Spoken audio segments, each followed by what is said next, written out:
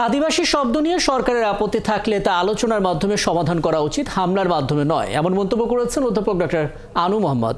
আদিবাসী graffiti সরিয়ে নেওয়ার প্রতিবাদে শিক্ষার্থীদের প্রতিবাদ মিছিলে হামলার ঘটনায় শুক্রবার শাহবাগে প্রতিবাদ সমাবেশে একথা বলেন তিনি।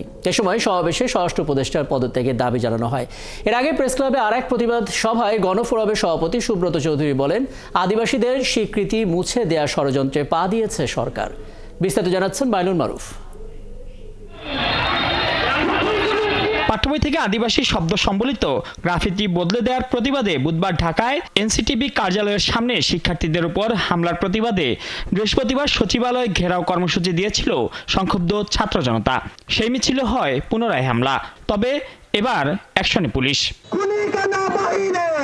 শুক্রবার এই ঘটনার প্রতিবাদে টিএসসিতে কুশপুত্তলিকা পোড়ানো হয় স্বরাষ্ট্র উপদেষ্টার। এ সময় স্বরাষ্ট্র উপদেষ্টার পদত্যাগ দাবি করেন অ্যান্টি ফ্যাসিস্ট কোয়ালিশনের নেতাকর্মীরা।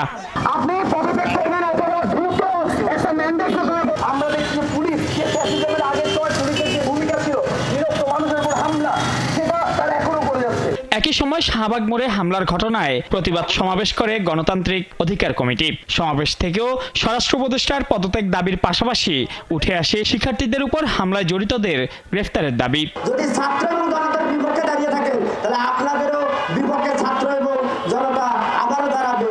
এই ঘটনাক্রমের পরবর্তীতে দুজন লোককে ধরা হয়েছে, কিন্তু আমরা যদি ভিডিও চিত্রগুলো দেখি, সেখানে যারা সরাসরি জড়িত ছিল তারা এখনো ধরা ছোঁয়ার বাইরে। সমাবেশে আনু মোহাম্মদ বলেন, আদিবাসী শব্দ নিয়ে সরকারের আপত্তি থাকলে তা আলোচনার মাধ্যমে সমাধান করা উচিত, হামলার মাধ্যমে নয়। কারো এটা নিয়ে অস্বচ্ছতা আছে কিংবা প্রশ্ন আছে আদিবাসী শব্দ নিয়ে, তাহলে হতে পারতো এটা নিয়ে আপনি আলোচনা করেন, আপনার যুক্তি দেন, আপনার উদ্বেগ প্রকাশ করেন, আপনার প্রশ্ন উত্থাপন করেন, আলোচনা করার মধ্যে দিয়ে একটা সমাধানে আসে।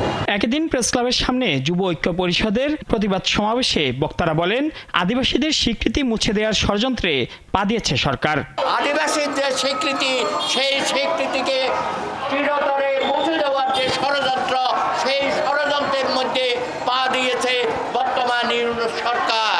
এদিকে হামলায় জড়িতদের দ্রুত গ্রেফতার ও পাঠ্যবই থেকে সরিয়ে নেওয়া গ্রাফিতি পুনরায় যুক্ত করার দাবি জানিয়ে বিবৃতি দিয়েছেন ৭৩ জন বিশিষ্ট নাগরিক। মাইনুল মারুফ, ৭১, ঢাকা।